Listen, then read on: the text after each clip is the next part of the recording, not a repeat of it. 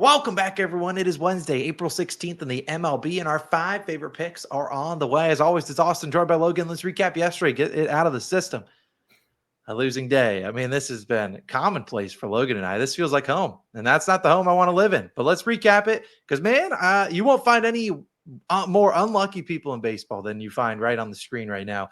Brewers' first 5 team total over 1.5. Great job running that one back. That was a second inning winner. We had the DeJong and Veen hit under runs parlay. That cashed as well. And then everything went downhill. Phillies -0.5 in the first 5. Up 2-0 going in the fourth. Probably the live bet for that was probably like -9,000. No, they gave up 2 runs. And then, of course, bottom of the fourth, Logan. I know Logan liked watching it. First and third, 1 out. We just need a ball in the air. Alec Boehm, double play. Love that. And, of course, the Phillies cover the -1.5 in the full game. You thought that was bad. Let's go out to Toronto, where we had Atlanta and Toronto under 4.5 in the first 5. There's 2 runs scored in the first 4.5 innings. Bottom of the fifth, 6 runs right on the dome. Fun. Aaron Judge under a run, half unit play. He gets on base. Questionable. They gave him a single. You could argue it was an error. And then they walk him home with 2 outs. He was on first. They gave 3 consecutive walks. Fun. And then the underruns parlay, I'll admit that was just absolute donation. But Logan and I are in shambles. But you know what? We still maintain a lot of hope, even though the record on the screen is not too positive. Because honestly, we feel like we've had good reads over the better part of these last week. Baseball bad variance is coming our way. It happens in the NBA. It's been happening in the MLB. Eventually, that's going to turn around. Hopefully, you guys are sticking with us. If you want to wait for us to get hot, don't blame me there. If you want to fade the picks, I'd argue you missed that window because I don't know if we can be much worse than we've been so far this season. But let's dive into our picks. First one you should recognize. I'm going back to the scene of the crime. Atlanta Braves, Toronto Blue Jays under 4.5 in the first 5. This is an early start. I have to run it back. After yesterday, I didn't run back my 2 losers from the day before. Jung-Hoo Lee's over in hits, runs, and RBIs. Of course, it turns green. And the Mets team total under 4.5 turns green as well. I'm going back this. I'm willing to lose another unit there because you could argue the pitching today is even better than it was yesterday. As we have Spencer Strider making his debut, and we have Chris Bassett going for the Blue Jays. Now, it's like I said, Spencer Strider making his debut. He's coming off Tommy John surgery, but he's had a couple starts in the minors, and he's looked dominant. And look, this guy is a beast. And I don't know how far he goes into this game. I mean, Schwellenbach yesterday got tagged in his 3rd time through the order. We don't even know if Spencer Strider makes it there. He has a 16.5 outs line. He has a 1.5 earned runs line. We know this guy's as dominant as it comes. Sure, it could be a little bit rusty coming in here, but against the Blue Jays team we've talked about, they haven't been great against righties.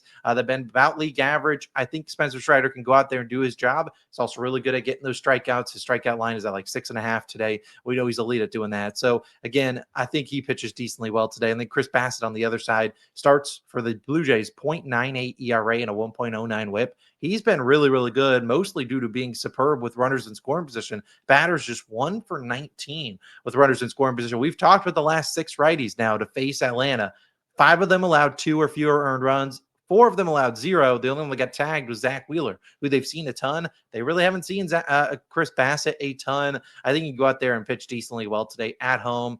I think this is I have to run it back. I'm willing to see it through. I think this game starts at like 110, so it's an early start.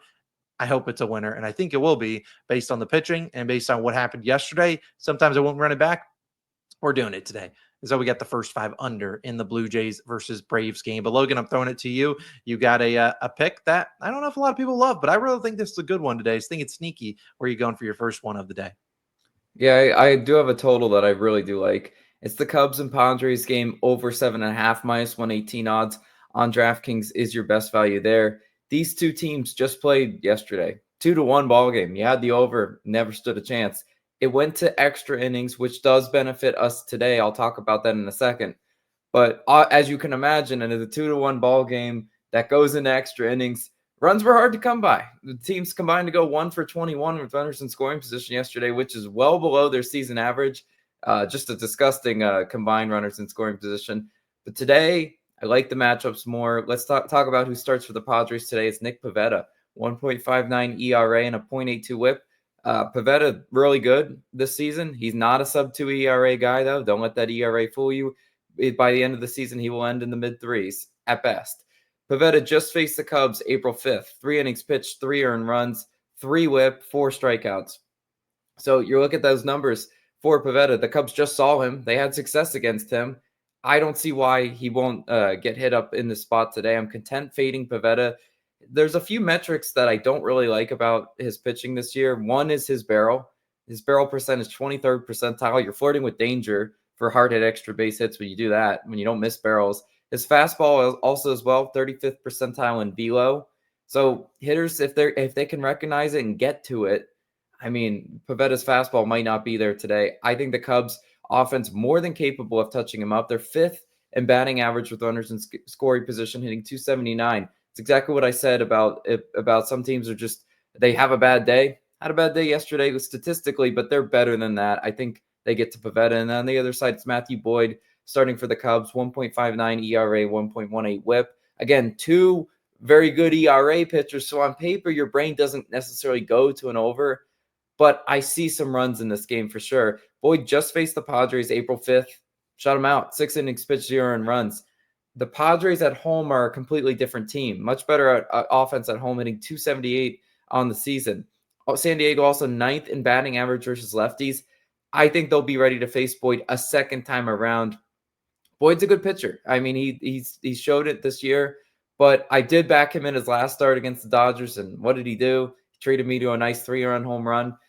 Both bullpens were taxed after extra innings yesterday. I could see lower leverage guys used out of the bullpen as well. Both these starters, in my opinion, are liable for 3 earned runs each. To get us a lot of what we need for this total, I can rely on the starters, and I think the bullpen takes us home. I see the pathway for an over. Love that as my first pick. Austin, what else are you rolling with? Yeah, I got a hit parlay. We're returning back to him. Didn't have one yesterday. I'm going to give the under and runs a little bit day off, man. I after Narvaez scored via home run, it was tough. But I really like this hit parlay, and I'm not going to sugarcoat it. Let's talk about these two fellas, Mookie Betts and Yandy Diaz. Both guys to record a hit. Simple. I don't need 2 bases. I don't need a home run.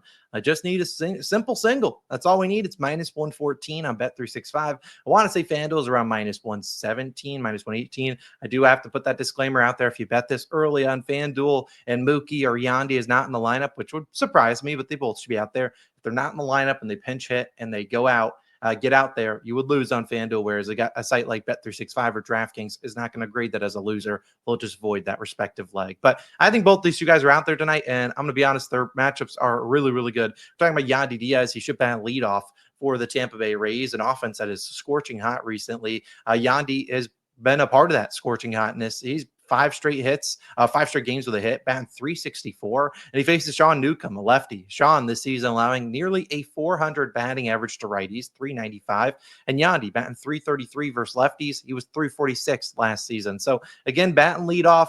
This guy's been seeing the ball well. I'm confident he can get us a hit here, extend his hit streak to 6 straight games. This should be a really good matchup for him. As for Mookie Betts, he went hitless yesterday, actually 0 for 5s. And I don't know how often he goes back-to-back games without a hit, but can't imagine it's too often. I expect him to fix that against German Marquez, who he is 7 for 22 lifetime against, a little 318 average. Marquez actually has reverse splits. A right-handed pitcher typically gives up a higher batting average to lefties. Not the case for Marquez. He's actually tougher on lefties so far this season, but righties are hitting a crisp 344 against him this season. Doesn't tend to walk a ton of guys, especially given he's got Ohtani in front of him, Freeman behind him. Betts is going to get pitches to hit. Mookie hit 311 versus right-handed pitching this season. So again, Mookie, he gets a Marquez, then he gets a Rockies bullpen that's terrible, and Yandy gets a lefty, which I think is a terrific matchup for him. So both these guys get a hit. Keep it simple. I really think that is going to be a winner, and the hit parlays stay somewhat hot. They've been pretty good to us this season. I love it. But Logan, you got a pitcher prop for us? Where are you going? Yeah, I'm taking an outs prop here. It's going to be Chris Bubich of the Royals, under 17.5 outs, -125 on Fanatics is your best value there. Now, Chris Bubich, been great to start the season, going over this line in 3 straight games. I like him to kind of falter in this matchup. In my opinion, facing the Yankees in the Bronx, Yankee Stadium, Mickey Mouse right field porch, never what you want for a pitcher that's been, lights out too. It's a humbling experience we see a lot of times for these pitchers. And Bubich relies a lot on his strikeout pitches. 8 strikeouts in 2 of 3 starts. Well, the Yankees are great versus lefties, hitting .273. This is an offense that I just think can present him a lot of problems. They've seen a lot of lefties, too. There's a big sample size for that. They're second most at-bats versus lefties. So they will be comfortable in the box against a lefty. And the Yankees also are great at driving up the pitch count. Second best in pitches per plate appearance. Since we're taking an under and outs, the things that are our friends, obviously hits and runs. We want to chase Bubic as early as possible, but also some annoyingly long at-bats to drive up his pitch count. And the Yankees have plenty of guys to do that. I've bet outs props on this team before, and I know the unders and outs pay a lot more than the overs just because of the way they drive up pitch counts. They're also a surprisingly patient team. They're first in walks versus lefties. So again, Bubic, big strikeout guy, but if, let's just say, his command is not there tonight, maybe some of his pitches aren't going where he wants, the Yankees are not scared to draw a walk. Yes, they do strike out every now and then, but this is a more than above average patient team. We saw yesterday, last point, Waka taken out at 5 2/3 innings pitched yesterday. It's good to see that the staff can take out pitchers before the 6 innings pitch mark, because Waka, I mean, Austin knows all too well. He just walked a bunch of guys in the 6th inning. If Bubic is walking people and just really letting this game slip, they're not just going to shove him out there and say, "You're going 6, buddy. I don't care." This staff is not scared to take him out in front of that inning mark. So I do really like this one. Chris Bubic, under and outs. He's not going 6 innings pitched tonight. Love that as my favorite player prop. Austin, you got some more picks, though. Where are you going? I hope fading the Bubic works a little bit better for you than it did for me, but it's hard to find a worse match for him than against the Yankees team that's just so annoying at the plate if you're a pitcher. But our final pick of the day. Oh, I forgot to even mention that we had our giveaway. Forgot to even say that at the top of the show. I'll put that right now. Our giveaway winner was Josh Witt, 1501. Completely forgot to mention that. We said if we had a losing day yesterday, we'd do a $50 giveaway, and we did just that. Josh is our winner. I commented back on his comment yesterday. Today, we're doing it again. If we do not have a winning day, we have 5 picks. If we don't have a winning day, we're doing another $50 giveaway. Go down below, comment your favorite bet of the day, comment your favorite pick, comment your favorite food. I don't know, favorite place you've ever visited. I don't care what it is. If we don't have a winning day, we're giving away some more money. Again, yesterday's winner was Josh Witt, 1501. Final pick of the day, Logan. We'll wrap things up. It is going to be an interesting market, one that we targeted last year, had some good, easy winners. Today, here it is. It is the A's and White Sox race to 6. Neither. Yes, you'll see that as neither runs, minus 135 on DraftKings. If you aren't able to bet the neither option, which I believe is available on a couple different books, this is basically the same as taking both teams' alternate team total under 5.5. It's basically what it says. Both teams one team can't reach 6. So that means both teams can't reach 6. I really think this is a good spot to back an under here. Now, I looked at the full game under, which was 7.5, but I'm going to be honest, and the 8 is way too juicy, like minus 140. I just didn't want to get there with a 7.5 total, because if one of the teams scores 6, be pretty confident in the over not hit and the under at 7.5 not hitting. That means the other team will score 1 or fewer, which definitely could happen. But I'd rather go with this, where I think we could see a 4-3, 5-4 sort of final. I think we got a good chance at cashing this under or this race to 6 neither. I'll go real quick through the 2 pitchers that I like their matchups today. First will be Jonathan Cannon, who needs to figure it out. But we've talked about Cannon before. We will never back him on the road. Good thing for us, he's not on the road today. He's back in Chicago. We saw him open the season with 5 shutout innings, and then he went on the road, faced Detroit, a team that tags him up, and then faced the Guardians, giving up 6 runs.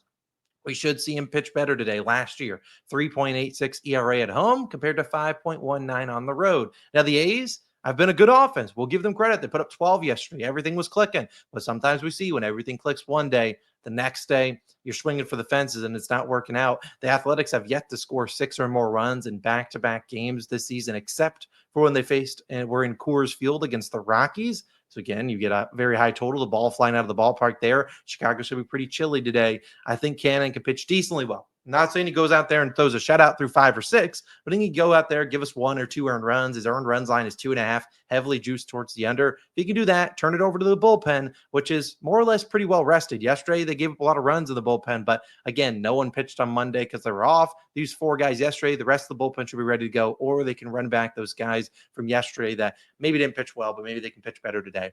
On the other side is Osvaldo Bido. We look at him. He is coming in here with a 3 ERA, but a 1.6 whip. He's been giving up some base runners, but he's been able to dance out of trouble with just a .100 batting average allowed with runners in scoring position. The White Sox have really struggled to put up runs against righties so far in April, batting .200 with a 58 WRC plus, which is second lowest. So they've really struggled. 16 games, the White Sox have only scored 6 runs in 3 of them. So I look at this as a decent matchup for Beto to go out there and do his job. He doesn't have to pitch a master class, just not a disaster class. And then I think Jonathan Cannon bounces back after 6 earned runs in his most recent start. So it's a little bit of a weird play. Race to 6 neither. If you're looking for it on DraftKings, I believe it is under the game props tab. I'll click it right now. You go to the game, I believe it's game props that you'll be able to find race 2, and then they have a bunch of different numbers. Yeah, they have 3, 4, 5, 6, 7. If it's a higher total, they'll give you even more options. So again, I really like this spot here for both teams to have a lower scoring game. I like the full game under, if that's all you can take. But I really think it's a little bit safer, given if it is like a 5-3 final score or something like that. We cash, whereas the regular under at 7.5 does not. So again, A's White Sox under, race to 6 neither. To recap all our picks, and then I'm going to sign out. We won't even throw back to Logan. First 5 under in the Braves Blue Jays game. Over in the Cubs Padres game. We have this hit parlay between Mookie Betts and Yandy Diaz. We have Chris Bubich's under and outs, and we have the A's and White Sox race to 6 neither. Let's have ourselves a day. A reminder, $50 giveaway from yesterday is Josh Witt 1501. And again, if we do not have a winning day today, we'll do another $50 giveaway. All you got to do is go down below, comment whatever you want, and we'll pick out someone tomorrow. Let's hope we're not picking out someone tomorrow, and hopefully it's a winning day, and hopefully it's a 5-0 sweep. I certainly think we are due one of those. We'll see you guys in the next one. It's Austin Logan signing out. Peace.